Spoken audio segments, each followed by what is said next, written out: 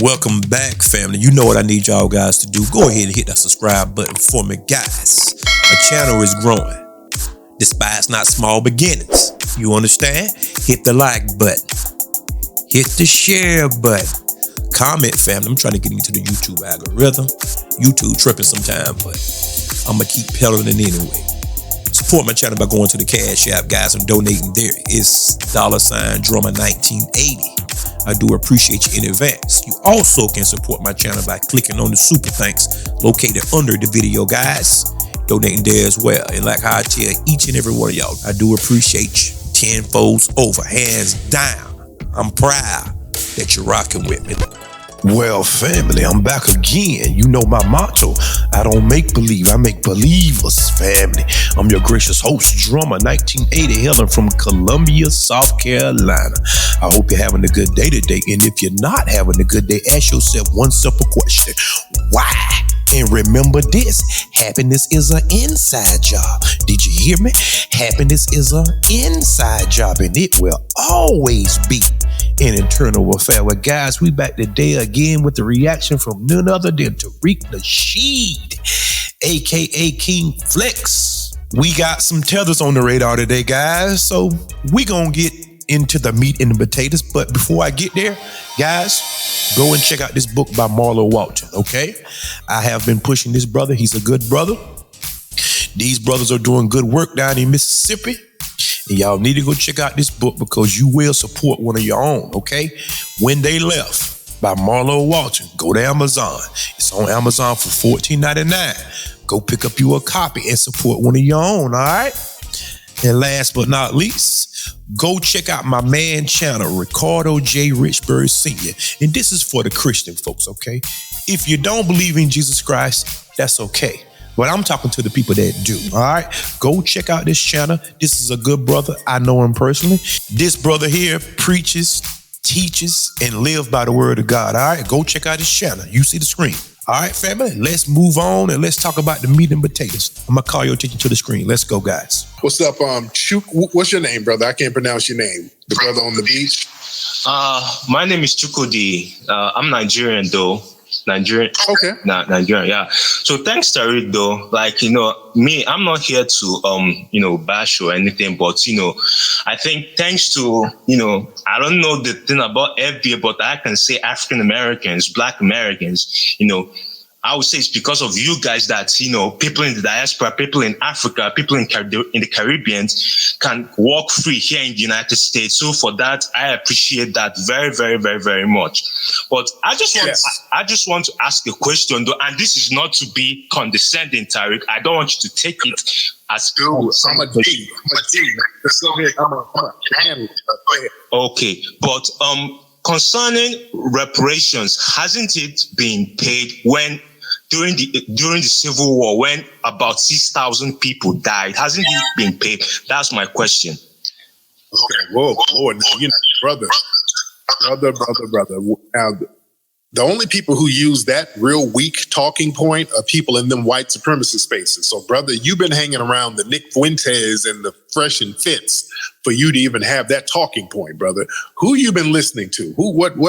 Right there, that says a lot. Just that talking point you just used, which is horse crap, that nobody freed us. That wasn't to free us. Do you understand what the Civil War was really about? Well, I studied that. I studied it a lot. So I read different research, and you telling me that. Well, I might watch a little bit about Fresh and Fit, but I don't know anything about Nick Fuentes or anything though. Because you're a fan. I can tell you're a fan of that Fresh and Fit crowd. I can tell. So let me school you, brother. Put your thing on mute because the echo in your Uber is bouncing all over the car. The Civil War, brother. These people didn't do us no favor, man. We fought in the Civil War, foundational Black Americans. The Civil War was about stopping the South from becoming their own country. It wasn't about stopping slavery. The South was going to branch off and just become their own country. They were like, hey, F the North, man. We got all the money. We got all the slaves down here. So hell, we don't even need you guys, man. We know we got the trade routes going here. So yeah, damn the North. So that's when the Civil War popped off. The problem was the North was losing because many of the military schools at the time were down there in the South, and the South was whooping their ass. So the North started to recruit Black people, particularly the Black people from the Virginia, North Carolina area who were already free, living in the Great Dismal Swamp. And these brothers had military training for being in the swamp area for hundreds of years. So they knew guerrilla warfare tactics and they knew communication tactics. This is the part of the war they don't tell you about. Now, Abraham Lincoln, he did acknowledge that if it weren't for the Black people who fought in the Civil War, we wouldn't have won this shit. And in order for them during the Civil War to recruit more Black people, because that's the only thing that helped win the war, they said, hey, look, if you come fight and help us keep the Union together, we'll give you your freedom. So they weren't fighting for us. They had to throw a bone our way because we were saving them. There would be no Civil War win for the United States if it were not for foundational Black Americans. So they didn't give us no damn reparations at all. They still owe us for that, by the way, on top of the reparations they owe. You feel me? Yeah, Tariq, I feel you. Thanks. So that's the only question I wanted to ask. Thank you very much, Tariq. All right. Let me chime in for 1 second. Guys, this is a talking point that we have been hearing for many years. And the crazy thing is that you have people that will come over here and you see their homeland, right? The very people that destroyed, bombard, got their homeland on their knees economically, socially, in all areas of activity, they'll come over here and get with the same people that decimated their homeland. What sense does that make? That's a coward. These people go in these chat rooms, these fresh and fit crowd. They'll go in these chat rooms and take in all of this garbage about revisionist history. You a sad sack of a man. The fresh and fit crowd, the Nick Fuentes crowd. You can't be a respectable Black man or Black woman sitting there taking in that garbage because it's anti-Black, all of it, every last bit of it. You are always on the bottom. Somebody coming to tell you that white people are oppressed, and I have no problem with white people. My problem is with white people with white supremacy ideology. Know the difference. I don't think white people are the problem. I think white people with white supremacy ideology is the problem. Now, know the difference, okay? Man, please. I already knew where that bullshit came from. Yeah, he listens to Fresh and Fit. These musty-ass tethers who sit up here acting a damn buffoon, misrepresenting Blackness. The Fresh and Fits do not represent us. All of that shit is tether-palooza. If you notice that, white society, they platform all of these non-FBA people to act as spokespersons for Black culture, and these people have contempt for foundational Black Americans. That's why we are on everybody's bumper. None of you guys represent us. You see, this is why we have to get the record straight. You're getting talking points, jive-ass talking points like that from some Black folks who are some damn jealous-ass tethers who don't respect our culture. You know why? Because we have a culture where we fought back. We were a minority and still are, and we'll still step up and fight against the large oppressive force. We're on some David and Goliath thing, and we're still standing. We ain't fleeing. And that's an honorable thing that other cultures take heed to and try to emulate. There's a reason why you go around the world and everybody's trying to dress like foundational Black Americans, talk like foundational Black Americans, have that masculine swagger as FBA men, have that poise and that grace like FBA women. I'm not talking about the hood rats, because the hood rats, that's a creation of the white supremacists. But there's a reason why we're emulated by everybody. You understand? There's a reason why. What would it look like for FBAs, Foundation of Black Americans that was born here on the soil, descended from slaves, okay? What would it look like if we go to the continent of Africa or to the Caribbean or to certain parts in South America? So what if we go down there and we go to the worst parts, we take out our camera phones and start filming and just get on the podcast and just start denigrating these people. We don't do that. But now take the inverse of that. Let me talk to your soul for a second. Take the inverse of that. You take these people that come from the Sudan, like Myron, the DJ Academics, yes, the Bossa, the Shade Room, the Madame Noir, all of these publications, they'll come here and go to the hood. And they try to make that the representation of black people as a whole. We're not going to let you do it. That's why we're calling you out.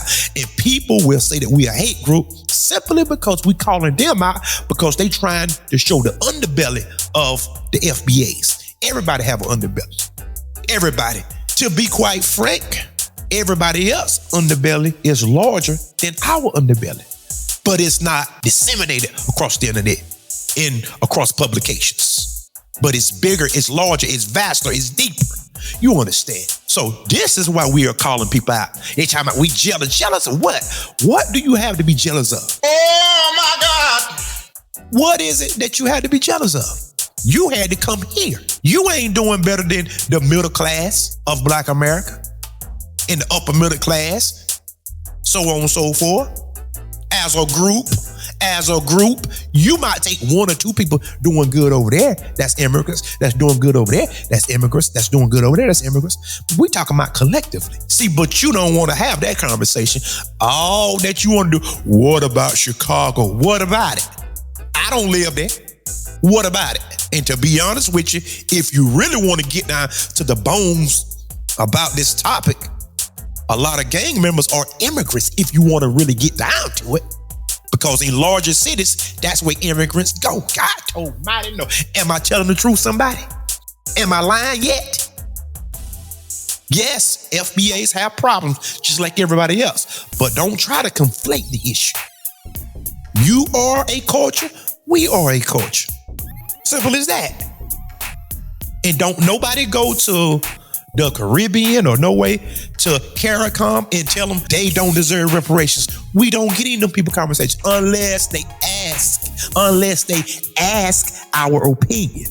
But you volunteer your opinion and your thoughts. We don't care about your thoughts. The only reason why we care about it because they put you up as a representation of us.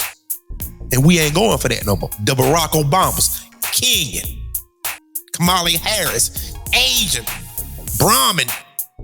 And we all know about them, right? That Gandhi, okay. Gandhi wasn't no friend of yours. You understand? Okay? Colin Pye. Nah? Do y'all want me to keep going? These people don't represent us. They skin tone reflect us. But what is the old trope, the old saying, the old adage? All skin folks ain't kin folks. So the movie Us was the perfect movie. They trying to replace us. They trying to tether us. But we're not going to let you have it because your spirit is not the same as ours. It's just not the same. We don't think alike. And family, by chance, if one of us do start thinking like that, like a Clarence Thomas, he can't come amongst us. No Jesse Lee Peterson. Jesse Lee Peterson, amazing. We know what Jesse Lee Peterson is about. Sheriff Clark, we know what he's about. Lamont Morris Hill, we identify him. They can't come amongst us. You understand that? See, but the problem is we don't never hear y'all say anything about the people that come from your culture that sellouts. I'm talking to the riders now. I'm talking to the brothers and sisters that's down. Because we do have some brothers and sisters that's down from the diaspora. Make no mistake about it. But why don't y'all ever point out y'all coons, the Candace Owens? Why don't y'all ever warn somebody? You don't never say anything. And the first thing you say, well, it's coming from both sides. That's a lie from the pits of hell. Foundation of Black Americans never had an issue with anybody coming from the diaspora. Never. The problem came in whenever that people start noticing that these people was talking about they don't deserve no reparations. We don't deserve. We who? Speaking French? You don't even qualify. This is a lineage-based thing, not a black thing. It's lineage-based. And you have no part in the conversation. None, zero. Keep your nose out of our business. handle your business. If by chance that we need you, we'll call you. But just handle your business where you at. And don't come over here talking about where black people commit so much crime and all this old foolishness. You don't know what you're talking about. You look like a fool. That's why you're ostracized. Oh, but you're going to get your wake-up call again and again and again until you learn. And don't come back over here talking about, well, we all brothers. No, we ain't. No.